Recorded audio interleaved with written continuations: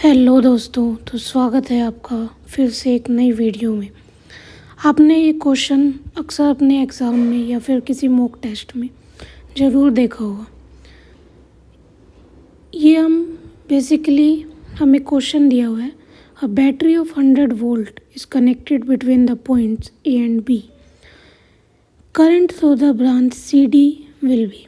मतलब हमें ये जो हमारी वायर है सी डी, इससे करंट बताना है। तो सबसे पहले तो आप में से जिन जिन बच्चों को लग रहा हो कि अगर ये जो है वायर, इस पे अगर एक्स पोटेंशियल है तो इस पे भी एक्स पोटेंशियल होगा, और दो सेम पोटेंशियल के बीच में करंट तो फ्लो नहीं करता, तो यानी कि करंट तो ज़ीरो होना चाहिए।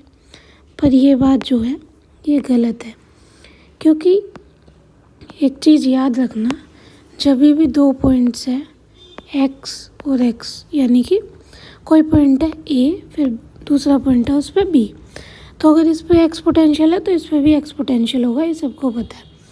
तो कभी भी अगर बीच में कोई रेजिस्टेंस या फिर कोई कैपेसिटेंस नहीं लगा हुआ तो ज़रूरी नहीं है कि इसके अंदर जो करंट है वो ज़ीरो होगा, ठीक है। लेकिन अगर कोई दो पॉइंट है, मान लो ए, दूसरा पॉइंट है बी, और इसके बीच में रेजिस्टेंस लगा है, और अगर ये एक्स पोटेंशियल पे है और ये एक्स पोटेंशियल पे है तो ज़रूर इसके बीच में आई ज़ीरो होगा। या फिर एक पॉइंट है ए, दूसरा पॉइंट है बी, और इसके बीच में कैपेसिटेंस लगा है और इन दोनों के पे भी पोटेंशियल सेम है, तब भी जो करंट है हमारा वो ज़ीरो होगा, ठीक है। तो अब इस क्वेश्चन को हम करेंगे कैसे, सबसे पहले ये देखते हैं। सबसे पहले ये जो 2 ओम है और ये जो हमारा 4 ओम है, ये हमारा जो है पैरेलल में है। क्यों है? क्योंकि अगर हम इसको x मानेंगे तो हमारा ये पॉइंट भी x हो जाएगा। तो यानी कि 2 ओम किसके बीच में लगा है, a और x के बीच में, और जो हमारा 4 ओम है ये भी हमारा किसके बीच में लगा है, a और x के बीच में, ठीक है। ऐसे ही हमारा जो 6 ओम वाला रेजिस्टेंस है और जो हमारा 3 ओम वाला रेजिस्टेंस है, ये भी हमारे पैरेलल में लगे हैं, क्योंकि 6 ओम किसके बीच में लगा है, एक्स के बीच में और बी के बीच में। ऐसे ही 3 ओम भी लगा है एक्स के बीच में और बी के बीच में।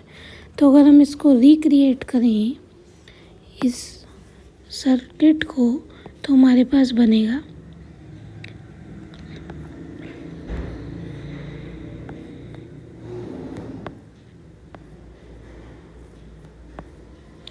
ये बेसिकली हमारे पास डायग्राम बनेगा, ठीक है। आप इसको ऐसे सिंप्लीफाई कर सकते हो। ये पॉइंट है मेरा ए, ये पॉइंट है मेरा बी, ये 100 वोल्ट, ये 2 ओम, 4 ओम, 6 ओम, 3 ओम, ठीक है। तो अगर हम इस वाले सर्किट के बीच में इक्विवेलेंट रेजिस्टेंस निकालें तो मेरे पास बनेगा 2 × 4 यानी कि 8 अपॉन 2 + 4 6, यानी कि 4/3 ओम का रेजिस्टेंस बनेगा। और अगर हम इस पॉइंट के बीच में निकाल लें तो 6 × 3 = 18 अपॉन 6 + 3 = 9, यानी कि 2 ओम का रेजिस्टेंस यहाँ बन गया, ठीक है। तो इसका अगर हम नेट रेजिस्टेंस निकालें तो यानी कि 4/3 ओम + 2 ओम, बिकॉज अभी ये दोनों सीरीज़ में हो गया, तो ये बनेगा मेरे पास 10/3 ओम। मेरे पास क्या आ गया, आर इक्विवेलेंट, ठीक है। तो इसका अगर हम पूरे सर्किट के अंदर करंट निकालें तो आई होगा मेरे पास V/R। V मेरे पास आया 100, R मेरे पास था 10/3, जो कि मेरे पास बना 30 एम्पेयर का करंट आ गया। अब यहाँ से मेरे पास 30 एम्पेयर का करंट जा रहा है, तो ये दोनों साइड बटेगा। अब ये हमें पता है कि पैरेलल में पोटेंशियल तो है सेम होगा, यानी कि आई जो है इन्वर्सली प्रोपोर्शनल होगा आर के, ठीक है। तो इसके अंदर जो मेरे पास करंट जाएगा वो मेरे पास जाएगा सामने वाले का रेजिस्टेंस, यानी कि 4 अपॉन इन दोनों का टोटल रेजिस्टेंस, यानी कि 6 × 30, जो कि मेरे पास बना 20 एम्पियर।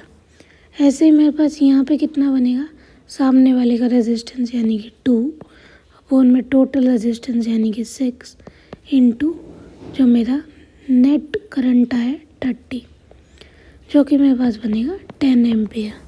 ठीक है, तो यहाँ से मेरे पास गया 20 एम्पियर, यहाँ से मेरे पास गया 10 एम्पियर। तो 20 एम्पियर ज़्यादा है, तो यानी कि वो कहीं ना कहीं इस साइड भी गया होगा और आगे दोनों साइड बट गया होगा। ठीक है, क्योंकि मेरे को ऐसा क्यों पता चला, क्योंकि अब मैं यहाँ पे करंट निकाल लूँ तो सेम वैसे ही सामने वाले का रेजिस्टेंस यानी कि 3 अपॉन में टोटल यानी कि 9 इंटू नेट करंट 30, जो कि मेरे पास बना 3 × 3 10 एम्पियर। तो यानी कि यहाँ से गया 10 एम्पियर। ठीक है, ऐसे यहाँ से कितना जाएगा,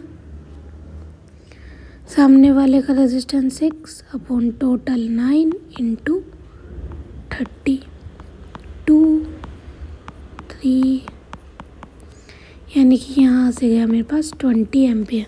और अगर यहाँ से 20 गया, यहाँ से 10 आ रहा है, तो यहाँ आके कितना आ गया 30 एम्पियर। अब जा भी 30 एम्पियर रहा था और आ भी 30 एम्पियर रहा था, यानी कि ये हमारे प्रूव हो गया कि ये हम सही कर रहे हैं। ठीक है, अब एक चीज़ है, यहाँ से हमने देखा 20 आया था, यहाँ से गया कितना 10, तो नॉर्मल सी चीज़ है कि यहाँ से कितना गया होगा, यहाँ से हमारे पास 10 एम्पियर ही गया होगा, क्योंकि अगर यहाँ से 10 है और यहाँ से भी 10 आया तो यहाँ के फिर कितना बन गया 20 एम्पियर। ठीक है, तो यानी कि current through the branch CD कितना आया मेरे पास 10 एम्पियर। तो अब दोबारा देखते हैं हमने क्या करा।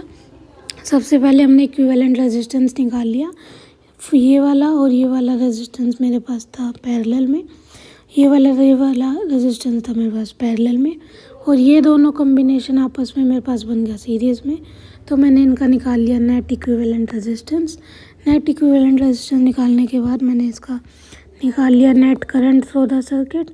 अब नेट करंट निकालने के बाद फिर मैंने इनके अंदर इंडिविजुअल करंट निकाल लिया, फिर इसका सामने वाला रेजिस्टेंस निकाला और नीचे टोटल करंट डाला। उसके बाद फिर मैंने मल्टीप्लाई कर दिया इसको टोटल रेजिस्टेंस से, तो मेरे पास नेट करंट आ गया। अब फिर मैंने जंक्शन रूल लगा के इसके अंदर जो वायर के अंदर है करंट निकाल लिया। अब एक चीज़ और होती है, इसके अंदर बताना होता है कि कौन सा हायर पोटेंशियल पे है। तो नॉर्मल सी चीज़ है कि अगर करंट की डायरेक्शन मेरे पास ऐसी है तो करंट फ्लो करता है हाई पोटेंशियल से लो पोटेंशियल पे। तो ये वाला पॉइंट जो है वो मेरा होगा हाई पोटेंशियल पे और ये वाला पॉइंट होगा मेरे पास लो पोटेंशियल पे। तो यानी कि C पॉइंट है मेरा हायर पोटेंशियल पे और D पोटेंशियल है, D पॉइंट है मेरे पास लोअर पोटेंशियल पे। तो यानी कि करंट की डायरेक्शन क्या होगी C to D। ठीक है, तो आपने इसमें 2-3 चीज़ें देख ली।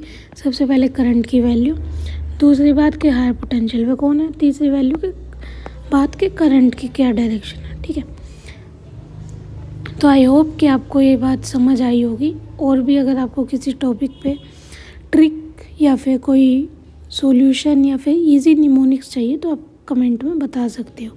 Thank you.